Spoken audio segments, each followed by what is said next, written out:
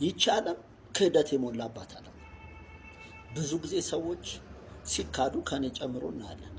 የምንካደውም የቅርብ በምንላቸው በምናምናቸው እና የራሳችን በሆኑ ሰዎች ጊዜያችንን፣ ገንዘባችንን፣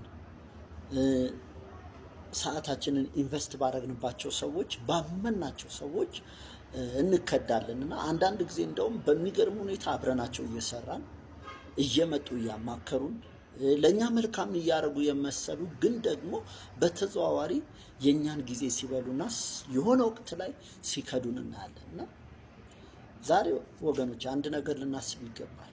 እንኳን እኛ አይደለንም፣ ኢየሱስ ክርስቶስ በምድር በነበረበት ዘመን ተከድቷል። ባበላው ባጠጣው አብሮት በኖረው በይሁዳ ተከድቷል። ነፍሱን አሳልፎ እስከሚሰጥ ድረስ ከድቶታል።